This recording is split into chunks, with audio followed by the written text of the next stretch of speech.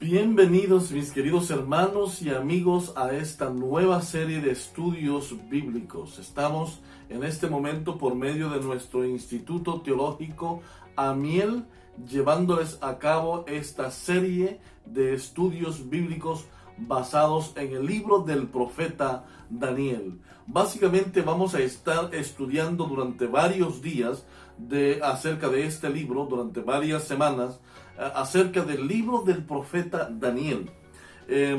Así que vamos a iniciar. Al hablar de Daniel, mis queridos hermanos, necesitamos hablar de todo un espectro de cosas. Necesitamos hablar del imperio que gobernaba en el tiempo que Daniel estaba o estuvo en Babilonia. Debemos hablar de cómo fue que Daniel llegó a Babilonia. Básicamente necesitamos hablar de todos los antecedentes históricos, los antecedentes religiosos que conllevaron a que Daniel finalmente terminara en Babilonia junto con 3 de sus amigos. Básicamente el libro de Daniel se enfoca en la primera parte en toda la historia que se desarrolla antes de que Daniel llegara a Babilonia y después de que Daniel llegara a Babilonia con sus 3 amigos. Qué interesante. Durante todos estos días vamos a estar estudiando acerca del hermoso libro del profeta Daniel. Por eso quiero invitarles a que tengamos una palabra de oración antes de que iniciemos nuestro estudio en esta ocasión. Nuestro buen Dios y Padre eterno, te agradecemos en gran manera, Señor, por el privilegio que nos das de poder abrir las páginas del libro del profeta Daniel. Querido Dios, suplicamos que tu Espíritu Santo nos pueda llenar de sabiduría. Un libro lleno de historia y un libro lleno de simbolismos. No puede la mente humana solamente entender y comprender la majestuosidad de tu soberanía en todo el universo. Por eso tú a través de símbolos nos dejaste estas profecías y estas historias que contienen la escatología que el pueblo de Dios debe vivir en este tiempo. Suplicamos tu presencia en esta serie de estudios. Suplicamos que tú estés con nosotros, a nuestro lado, querido Padre. Ayúdanos a poder comprender tu palabra. Te lo pedimos en el nombre de Cristo Jesús. Amén y amén. Como veníamos diciendo, el libro de Daniel básicamente nos cuenta la historia de cómo Dios hizo provisión para su pueblo en tiempos de dificultad. Y es correcto, porque aun cuando Dios envió profetas y más profetas al pueblo para que se volviera de sus malos caminos y comenzara a andar según el mensaje de reconciliación que Dios enviaba por medio de los profetas, el pueblo siempre, incluso siempre quiso estar extraviado. Tomaba decisiones de ir con los dioses de las demás tribus que los rodeaban. Conocemos que el pueblo comenzó a extraviarse más o menos allá, justo después de que comenzaron los reyes a gobernar en Israel. El primer rey que Dios puso en Israel fue Saúl. Y Saúl no hizo la voluntad de Dios ante la vista y los ojos de nuestro Dios. Saúl vivió una vida desordenada y equivocada. Y el fin de la vida de Saúl nos lo cuenta como un hombre que en medio de su incredulidad o en medio de su confusión fue y, ¿recuerdan ustedes? Y consultó a una mujer, a una medium. Y básicamente eso fue lo que selló la vida ministerial, por llamarlo de esta manera, del rey Saúl frente al pueblo de Israel. Después nos vienen 2 reyes que fueron muy buenos. tanto el rey David, que gobernó durante 40 años, y fueron tormentosos esta historia del rey David. Fue una historia tormentosa porque su propio hijo lo buscaba para matarlo, tuvo que irse a las ciudades filisteas y hacerse pasar por loco para tratar de pasar por desapercibido. Y también el mismo David tuvo que pasar el dolor de ver cómo un hijo mataba a otro hijo, a otro de sus hijos, en la persecución de poder y la ambición de querer estar como rey del pueblo. Posteriormente conocemos que Salomón también fue uno de los mejores reyes de Israel. David y Salomón dejaron una huella positiva dentro del pueblo de Israel. Sin embargo, Josías también, otro de los reyes muy buenos que tuvo el pueblo de Israel. Sin embargo, son muy pocos los reyes que podemos decir que hicieron la voluntad de Dios. La mayor parte de los reyes de Israel se extraviaron. Salomón mismo en su juventud se extravió con los dioses de los amorreos y de aquellas tribus que vivían cerca de Israel. Y todavía más se extravió el pueblo cuando el reino fue dividido. Cuando el reino fue dividido, todavía se extravió aún más, mis queridos hermanos. Aún más se extravió el pueblo de Dios. Al punto en que el reino del norte comenzó a hacer estatuas de él, un dios pagano, que el título después, posteriormente comienza a ser dado al Dios del cielo, pero que originalmente era el dios pagano él, y él era un dios que era representado a través de un toro o de un becerro. De allí que viene el becerro de oro cuando Moisés estaba en el monte del Sinaí y el pueblo estaba haciendo su becerro de oro. ¿De dónde traía la idea? Del paganismo. El pueblo había pasado 430 años en esclavitud y habían aprendido todas estas cosas paganas en el pueblo, en el territorio de Egipto. Ahora, finalmente este Jeroboam y otros reyes fueron los que dieron hasta allá por el año 721 a.C., cuando el imperio asirio en su mayor apogeo por medio de Sennacherib es el que invade Jerusalén. Y luego vemos entonces más adelante cómo el pueblo de Judá va en la misma trayectoria como resultado de su paganismo, como resultado de su idolatría, de no obedecer la voz de Dios, de no aceptar el llamamiento de Dios a una vida consagrada, a una vida digna. Y esto podría estar pasando en nuestras vidas, hermanos, en nuestras familias, en nuestra iglesia. ¿Cómo es posible que el Señor nos ha dejado un mensaje tan hermoso para este tiempo por medio del consejo del Espíritu de profecía? Pero muy pocos, inclusive en Europa, grandes regiones no tienen esa aprobación de que en sus iglesias se predique de la Biblia usando también el espíritu de profecía. De hecho, en países como Italia, inclusive la iglesia tiene prohibido predicar acerca de las profecías apocalípticas. Y podemos mencionar muchos aspectos de lo que está sucediendo hoy mismo con nuestra vida, con nuestra familia, con nuestra iglesia a nivel mundial. ¿Cuál es nuestra reacción? ¿Nos sometemos a los dictámenes de los líderes del mundo que lo que quieren es oprimir de nuevo al pueblo de Dios? ¿O saldremos en contra de esas restricciones gubernamentales que el mundo está comenzando a implementar en contra del verdadero pueblo de Dios? Pues entonces, cuando vamos al libro de Daniel, vamos a ver precisamente cosas de las que estamos viendo hoy en nuestro tiempo, aspectos que estamos viendo, aspectos políticos que vemos hoy, aspectos religiosos que vemos hoy, aspectos sociales que estamos viendo hoy. Y todos estos aspectos los vemos hoy, pero los vimos en el tiempo de Daniel. Y es precisamente que hablar de Daniel es hablar de un profeta que Dios apartó para los reyes.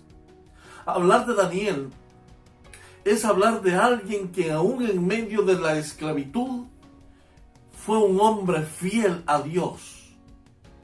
Hablar de Daniel es hablar de un hombre que buscó cualquier medio para dar ejemplo y para dar testimonio de un Dios vivo que está en el cielo, y llevar la contraria a los dioses de yeso y de madera que tenían los babilonios. Hablar de Daniel es hablar de Babilonia.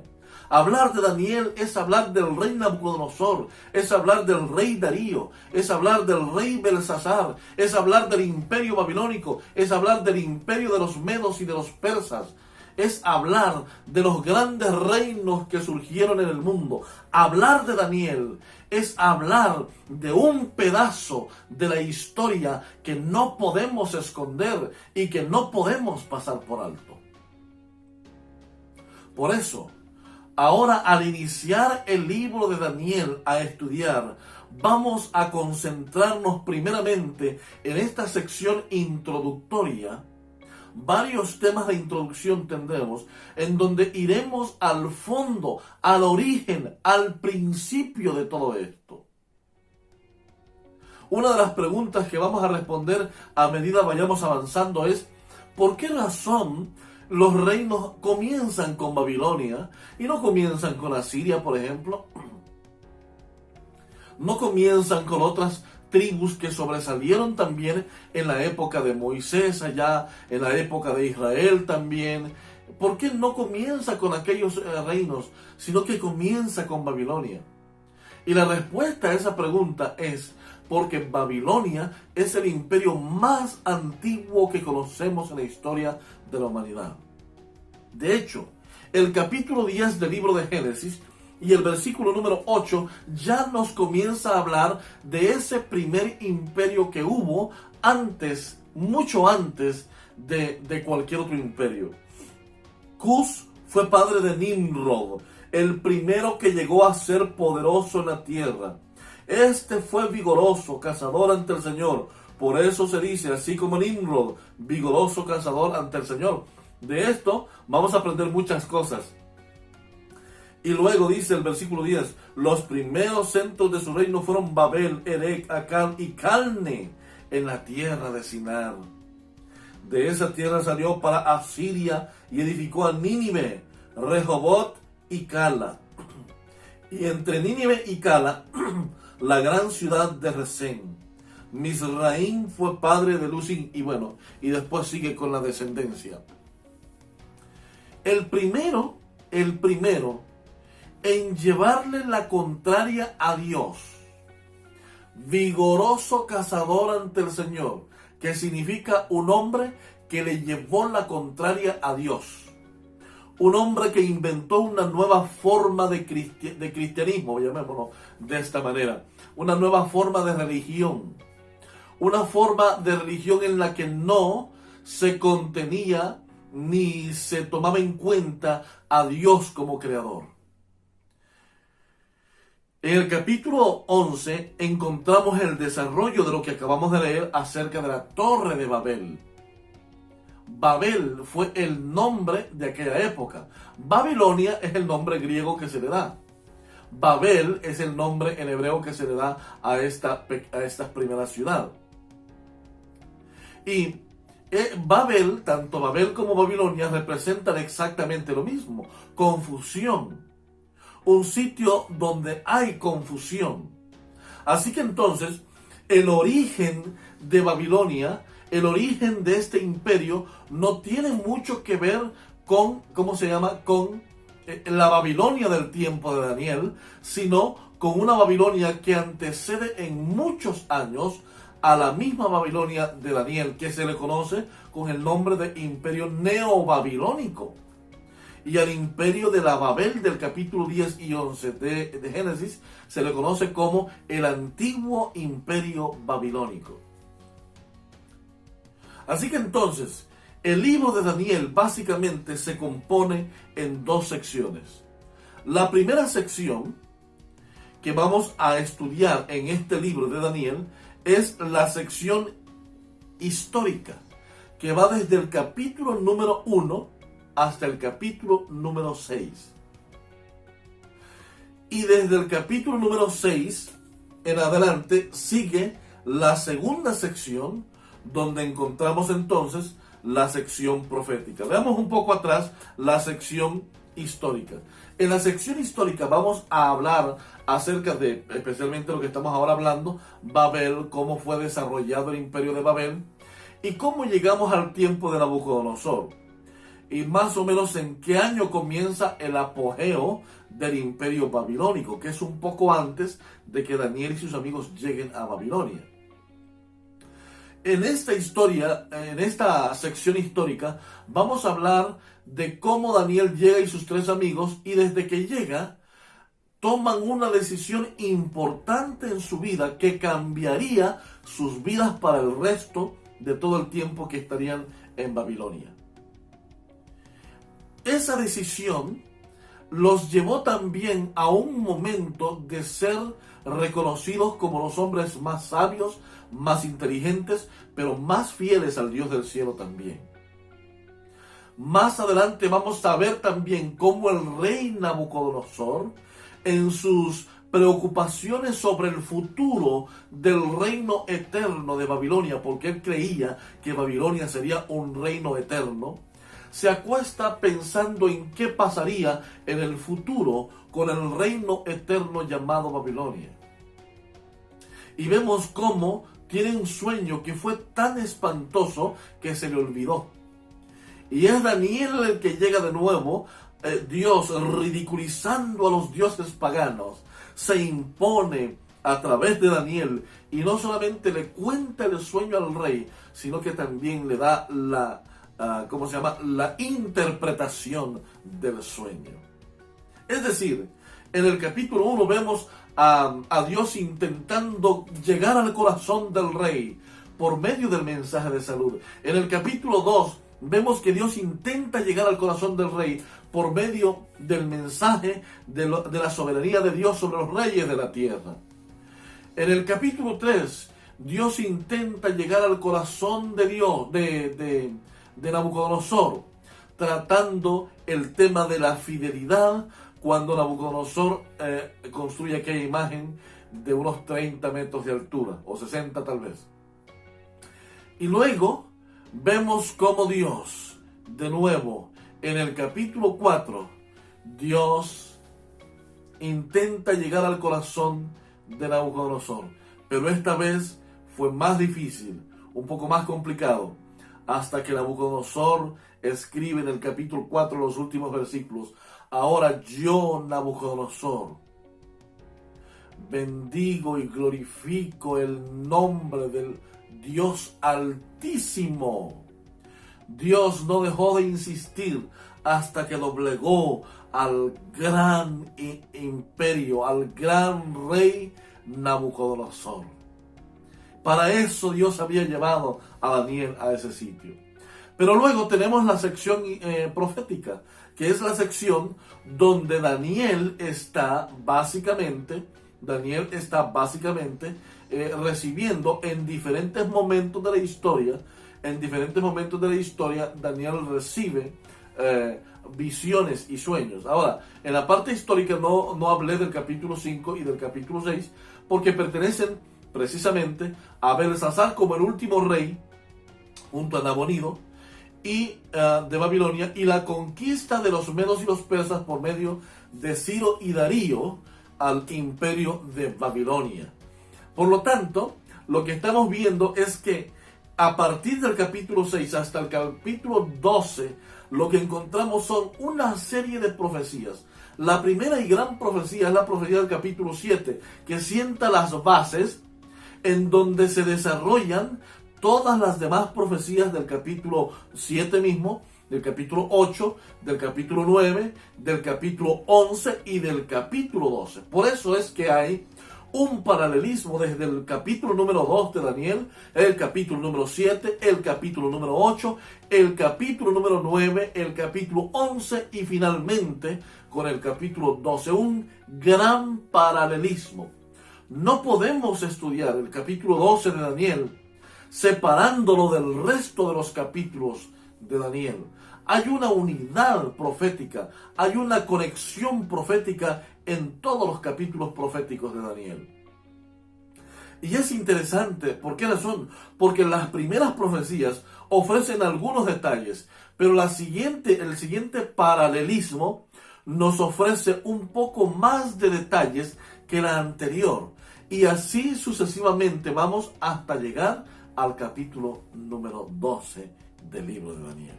Muy bien, así que entonces ahora vamos a regresar un poco para seguir hablando de los inicios del imperio de Babilonia, allá aproximadamente unos 2300 años antes de la era cristiana.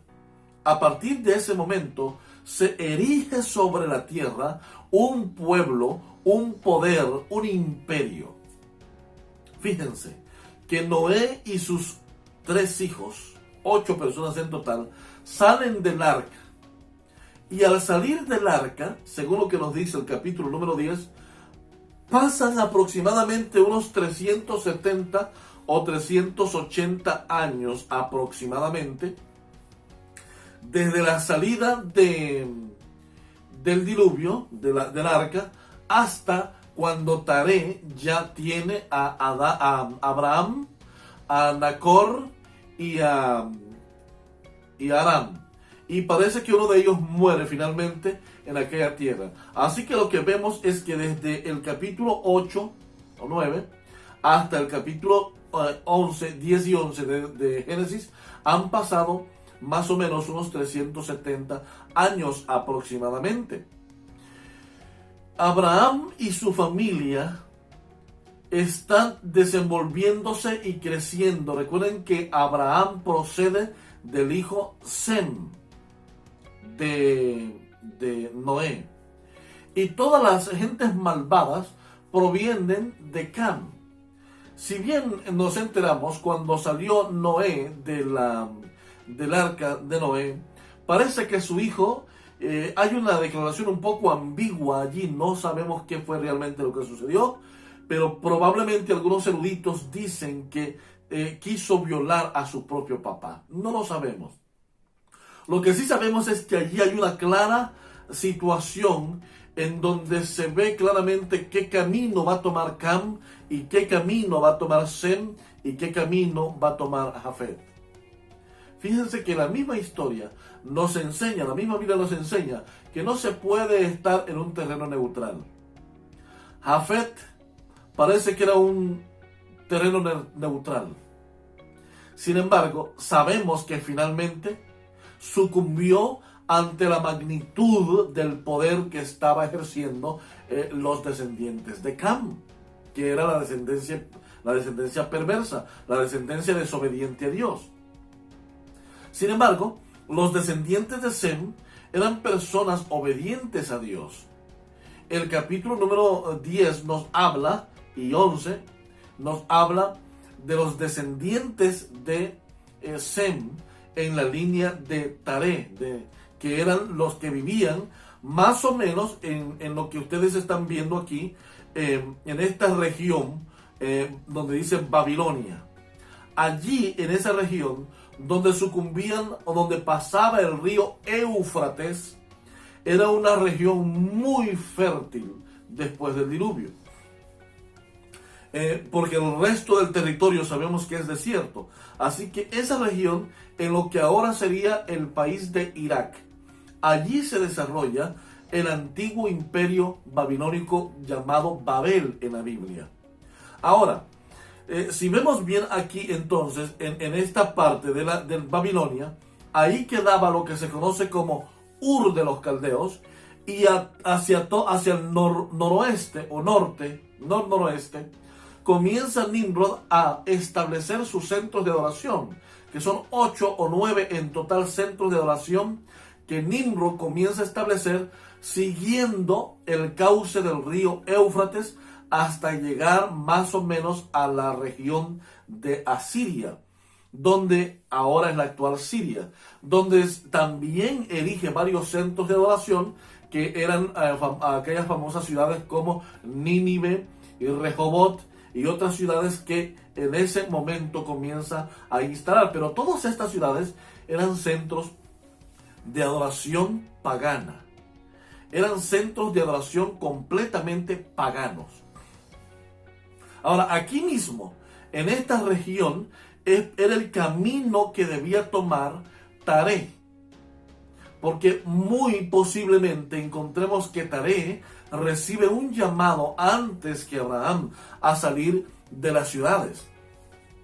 El mismo llamado que Dios está haciendo al pueblo de Dios desde hace mucho, a salir de las ciudades, pero que la mayoría hemos entendido que no es así. Y miren qué terrible error el que estamos cometiendo. La mayoría del pueblo de Dios en este tiempo no queremos escuchar el llamamiento de Dios a salir de las ciudades. Y Dios llamó a Taré a salir de las ciudades. Algunos predicadores en este tiempo erróneamente predican que la salida será cuando comience la persecución. Pero la pregunta que yo quiero hacerle es a usted: cuando comience la persecución, ¿hacia dónde va a ir? ¿Tiene algún plan? Según lo que nos dice la sierva del Señor, tenemos por lo menos 2 salidas al campo. Una es planificada, donde usted planifica irse a la ciudad, sembrar y vivir en el campo. Y otra es cuando ya no podamos vivir en las ciudades y seamos perseguidos. ¿Y a dónde vamos a ir entonces? ¿A las cuevas? Pues mis hermanos, eso es lo que debemos tener. A veces tenemos que tener sentido común en muchas de las cosas, hermanos. La Biblia y el Espíritu de Dios nos hablan con claridad con respecto a eso. Pero ese es otro tema.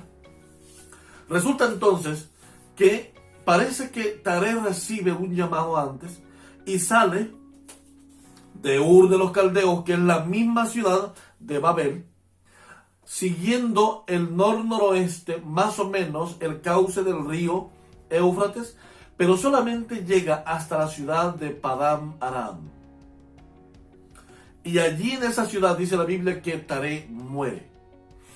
Y recibe el llamado Abraham. Y Abraham sí pasó por lo que sería Siria y bajó entonces hacia la sección del pueblo de Canaán. Hacia esa región de Canaán bajó hacia el sur buscando Egipto. Y de hecho, Abraham alguna vez pasó hasta Egipto. Sin embargo, dice el texto que a Canaán llegaron cuando se propuso Abraham salir de aquella ciudad y del peligro. Llegaron a Abraham. Es más, la sierva del Señor nos dice que el pueblo de Dios, los descendientes de Sem, el pueblo obediente a Dios, estaba sucumbiendo ante la idolatría que se estaba viviendo en Babilonia, y por eso fue que Dios sacó a su pueblo de Babilonia. ¿No encuentran un paralelismo entre ese llamado a salir de Babilonia que Dios le hizo a Abraham con lo que nos dice el capítulo número 4 de Apocalipsis, donde Dios manda llamar a su pueblo a salir de Babilonia, a salir del peligro? Y esto no solamente en términos simbólicos, sino también en términos físicos. Babilonia es la gran confusión. Babilonia son las grandes ciudades de este tiempo. Babilonia es la gran religión que confunde al mundo entero. Babilonia son los poderes de esta tierra que confunden al ser humano. Drogas, alcohol, vida nocturna. Y para muchos esto es disfrutar de la vida. Pero la Biblia nos dice que eso es confusión y que destruye la vida del ser humano. Y Dios nos manda a salir de Babilonia, de la gran Babilonia, de la gran bestia, aquella mujer que está sentada en una bestia en el capítulo 17 de Apocalipsis. Dios nos manda a salir de la confusión, a salir de ser manipulados del sistema que ahora gobierna el mundo.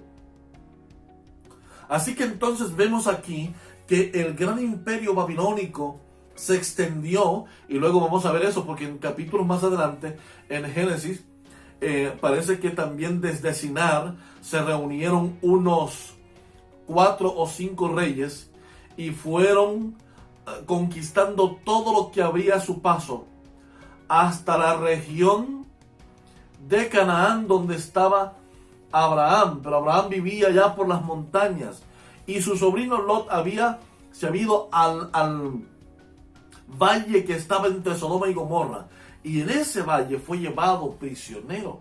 Y también vemos cómo Abraham va persiguiendo a esta gente y los derrota en el camino y les quita a su sobrino, lo rescata, y a su regreso se encuentra con el primer sacerdote que se conoce como el rey de Salem, o Melquisedec, que era rey y juez al mismo tiempo. Perdón, era rey y sacerdote de la ciudad de Salem. Muy probablemente sería lo que ahora es Jerusalén. Sin embargo, debemos reconocer que Sem muy probablemente vivió mucho tiempo después de que Abraham existiera. Si vemos nosotros, hay desde que salieron del diluvio hasta Abraham unos 370 años. Y ya, Sem tenía algunos años, así que cuando vemos, Sem probablemente murió unos 200 años, o tal vez un poco menos, después de Abraham. Imagínense ustedes la longevidad de aquella época de la gente antediluviana. Y la tradición judía nos dice que ese Melquisedec no era otro que el mismo Sem. Fíjense qué interesante. Que el mismo Sem, hijo de Noé, que era rey y sacerdote en la ciudad de Salem. Por el otro lado, la misma tradición judía nos dice que aquel rey malvado que trajo a los otros reyes para conquistar la región donde estaban Lot y Abraham, no era otro que el mismo Nimrod. Ahora, estas cuestiones de la tradición judía de pronto no son comprobadas con la Biblia. Así que solamente las menciono porque la tradición judía las menciona también. Sin embargo, debemos ser fieles a lo que la Biblia nos enseña con respecto a ello. Y la Biblia no dice nada con respecto a ese tema. Sin embargo, sabemos que mientras Abraham estaba vivo, también Sem estuvo vivo en algún lugar de la tierra. Ahora bien, mis queridos hermanos, el antiguo imperio babilónico, en Génesis capítulo 10 y 11 se nos dice que un hombre cuyo nombre significa el que se opone a Dios. Mira lo que significa Nimrod.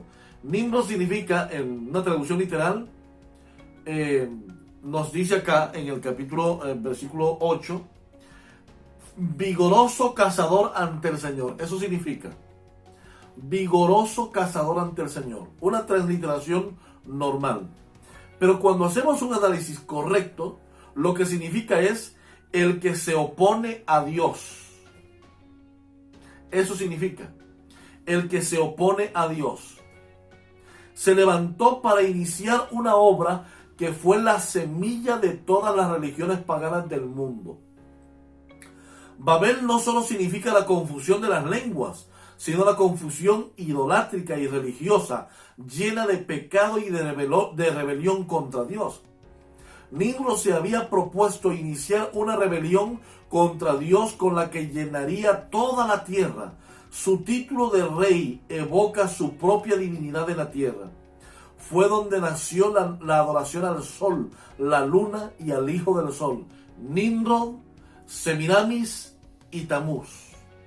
De hecho, las crónicas y muchas historias y leyendas babilónicas nos enseñan que en Babel se creía que Nimrod era el dios sol y que cuando él murió ascendió al sol para gobernar el imperio desde el sol.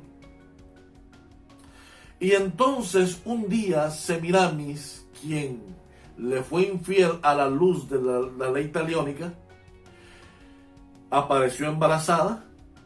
Entonces ella dijo, no, lo que sucede es que Nimrod, como está en el solsticio, entró por la ventana y alumbró mi vientre y quedé embarazada. Y de allí que nació Tamuz, el famoso dios hombre o el hijo del sol. que ha recibido muchos nombres en las diferentes civilizaciones. En la civilización ¿cómo se llama? En el imperio griego se le llamó Hércules. También se le llamaba Tamuz, el dios Tamuz, que le dio tanto problema al pueblo de Israel en las profecías de Jeremías y de Ezequiel con respecto a cómo en el templo de Dios adoraban a Tamuz. Luego vamos a encontrar cómo Semiramis era la diosa de la luna. Y por lo tanto, los imperios y las naciones fueron heredando este papel. En el tiempo de Babilonia de Daniel, habían por lo menos 8 puertas en la ciudad de Babilonia. Y las 8 puertas tenían un nombre a un dios diferente. Es decir, muchos más dioses que Nimrod o el dios Sol, el dios Tamuz y la diosa Semiramis. Había mucho.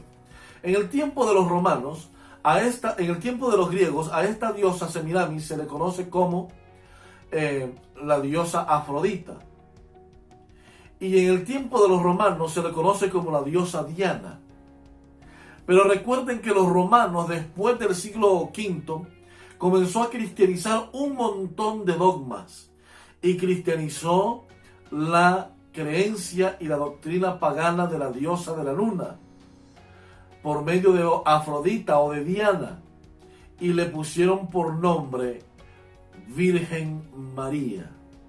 Y el niño que tiene entre sus manos, que en realidad las pinturas originales son horrorosas, dan hasta miedo verlas, ese niño es exactamente Tamuz. Por lo tanto, lo que se celebra en las iglesias católicas ahora no es adoración directamente a la Virgen María, sino que es adoración a Semiramis, la diosa de la luna, y a su hijo, el hijo del sol, Tamuz. Y el día domingo, el día del sol, el día de Nimrod, el dios sol. Todo esto se convierte en una completa confusión que comienza precisamente con Babel. Con Babel hace unos 2300 años antes de Cristo aproximadamente. Ahora, veamos algunos registros históricos que podemos encontrar en la Biblia acerca de Nimrod. Por ejemplo, el Targum, que es una copia del Antiguo Testamento en arameo, dice en 1 Crónicas 1:10, Nimrod comenzó a convertirse en un hombre poderoso en pecado, un asesino de hombres inocentes y rebelde ante el Señor. Mira lo que nos dice ahora el Trogus Pompeius. Nimrod, en primer lugar, adulteró la templanza de las costumbres antiguas. Incitado por un nuevo deseo de conquista, fue el primer hombre en declarar la guerra a sus vecinos y conquistó todas las naciones desde Asiria hasta Libia. Y por último tenemos la tradición y la leyenda babilónica. En el antiguo imperio babilónico o Babel, las leyendas de aquellos tiempos, tanto babilónicas como asirias, identifican a Nimrod como el rey Dios que después de morir pasó a gobernar el mundo desde el sol. Y desde entonces la tradición de las tribus y pueblos paganos establecieron así al dios Sol con diferentes nombres, pero todos evocando al mismo Nimrod como el precursor de la idolatría en su máxima exponencia. En otras palabras, es Babilonia el primer imperio que aparece en la historia del mundo. Después de unos 300 años o 200 años aproximadamente del diluvio, después de ese tiempo, comienza a surgir estos poderosos personajes. Que seguramente no solamente estaba Nimrod. Nimrod tenía todo un grupo de gente, toda una nación llena de personas que dirigían y llevaban y evocaban una idolatría contra el Dios del cielo. El propósito de Nimrod, el propósito de ese primer imperio babilónico era llenar la tierra de idolatría, era llenar la tierra con una adoración falsa, con una adoración falsa que incluía un día en el que Dios no había dicho que había que adorarse, una forma en la que Dios no aceptaba la adoración, y sobre todo llenando la tierra de centros de adoración completamente pagana. Mis queridos hermanos y amigos, el imperio babilónico del libro de Daniel o del profeta Daniel tiene su origen tan antes como la misma civilización humana. Y es que unos pocos años después de Noé, este imperio comenzó con su tarea de confundir al mundo. Y es por eso que las profecías bíblicas hacen un paralelismo y una tipología de lo que ocurrió allá mucho tiempo, un poco después del diluvio, en comparación con las cosas que sucedieron en el tiempo de Daniel, del profeta Daniel, y con las cosas que han de suceder en el tiempo breve futuro que nos queda por vivir en la historia de la humanidad. El gran imperio babilónico que una vez fue confundido en sus lenguas es el mismo imperio babilónico que hoy, dirigido por el mismo Satanás, está a punto de oprimir al pueblo de Dios en el mundo entero. Estamos viviendo tiempos solemnes en la historia de la humanidad y necesitamos, como hijos de Dios, consagrar nuestras vidas, entregarnos plenamente a Jesús, vivir la justificación imputada y recibir la justificación por medio de la imputación y la santificación impartida. Porque cuando Cristo venga, vendrá por aquellos hijos que así como Jesús en el desierto venció, hayamos vencido en el desierto de la vida por la gracia de Jesús y por el poder del Espíritu Santo. Que el Señor te bendiga en esta hora y permita que en nuestro próximo estudio podamos venir con la disposición de aprender más de la palabra de nuestro Señor.